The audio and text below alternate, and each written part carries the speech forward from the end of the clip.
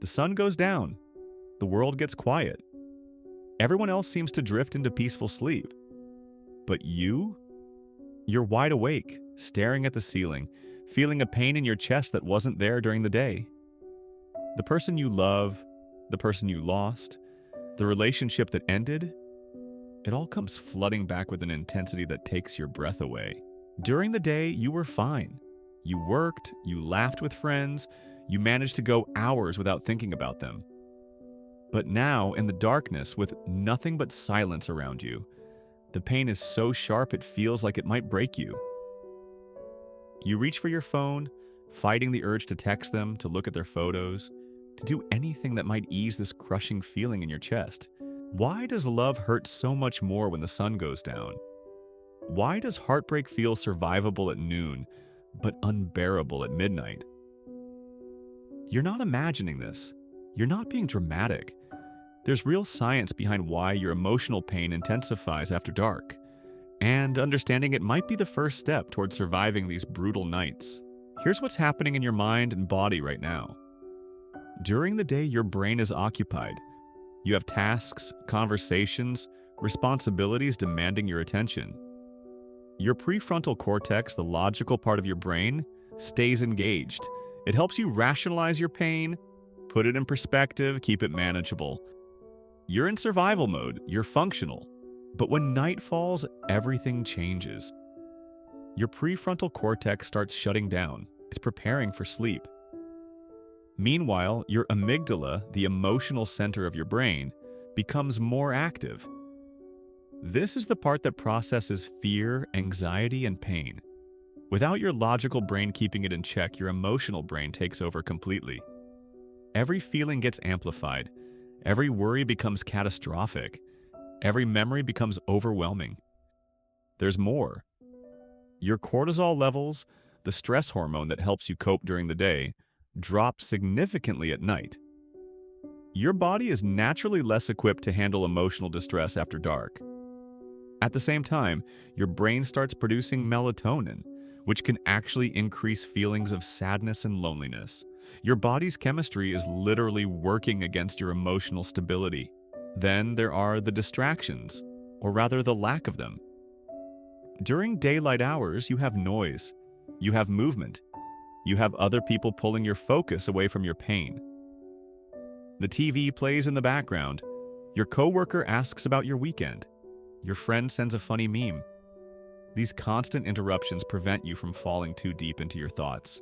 But at night, the distractions disappear. The noise stops. The phone goes quiet. There's nothing left but you and your thoughts. And in that silence, your mind does what it always does when left alone with pain. It spirals. It replays every conversation. It analyzes every moment. It creates scenarios about what they're doing right now, who they're with, whether they're thinking about you too. Your bed becomes a torture chamber. It's where you used to feel safe, where you shared intimacy, where you made plans for tomorrow. Now it's empty. Now it's cold. Now it reminds you of everything you've lost. You lie there feeling the absence of their warmth, their breathing, their presence. The space beside you feels enormous, like a void that's swallowing you whole. This is why 3 a.m. is when you're most likely to send that text you'll regret. This is why you cry harder after midnight than you ever do during the day. This is why you make promises to yourself in the darkness that seem absurd when the sun comes up. Your brain isn't functioning normally, your defenses are down, your pain is unfiltered and raw. Let me tell you something else that's happening. At night, your sense of time gets distorted. An hour feels like 3. The distance between you and morning feels infinite. This creates a sense of hopelessness that isn't based in reality. You start thinking the pain will never end because in that moment, it feels like it's already lasted forever. Your perspective collapses. The future disappears. There's only this moment, this darkness, this endless hurting. So, what do you do with this information? How do you survive these nights when love hurts more than your heart can handle? First, you need to accept that nighttime pain is different from daytime pain. It's more intense, but it's also less reliable. The thoughts you have at 2 in the morning are not truth. They're distorted by chemistry, exhaustion, and isolation.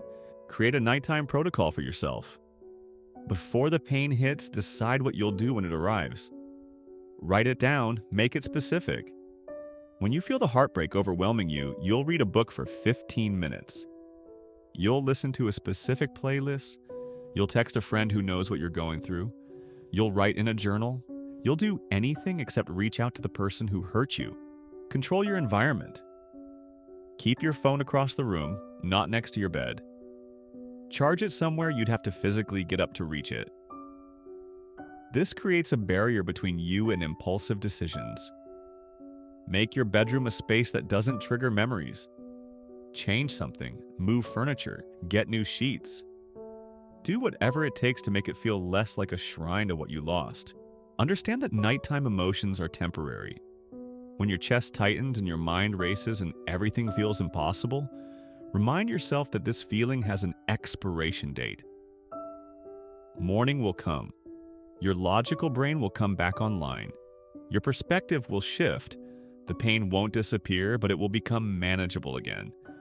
You just have to survive until the sun comes up. Practice what psychologists call opposite action. When your brain tells you to isolate, reach out to someone safe. When it tells you to replay painful memories, consciously think about something neutral. When it tells you to text them, write the message in your notes app, instead where it can't be sent. You're not suppressing your feelings, you're preventing your nighttime brain from making decisions your daytime brain will have to deal with. Here's the truth about why love hurts more at night. It's not because the pain is actually worse, it's because you're alone with it. During the day, you can pretend, you can perform normalcy, you can hide behind productivity and social obligations. But at night, there's nowhere to hide. You have to face what you're really feeling, and that raw honesty, while brutal, is also necessary. These nights are teaching you something important. They're showing you the depth of your capacity to feel. They're proving that you loved deeply, truly, without reservation. That's not a weakness. That's not something to be ashamed of. The fact that it hurts this much means what you had was real. And while that doesn't ease the pain right now, it matters. You will survive tonight. You'll survive the next night too. Each one will get slightly easier, though the progress will feel impossible to measure. There will still be setbacks. There will still be nights when the pain catches you off guard and knocks you down. But gradually, the gaps between the worst nights will grow longer. The intensity will fade. The morning will come faster. So, when darkness falls and love starts hurting again, remember this. Your nighttime brain is not your friend right now. It's amplifying everything, distorting reality, making mountains out of temporary moments. Don't make decisions based on what you feel after midnight. Don't send messages your morning self will have to apologize for. Don't believe the hopeless stories your exhausted mind creates. Just breathe. Just survive. Just make it to morning. Because when the sun comes up, you'll remember that you're stronger than your darkest thoughts, that pain is temporary even when it feels permanent, and that you're healing even on the nights when it doesn't feel like it. One night at a time. That's how you get through this. That's how love stops hurting.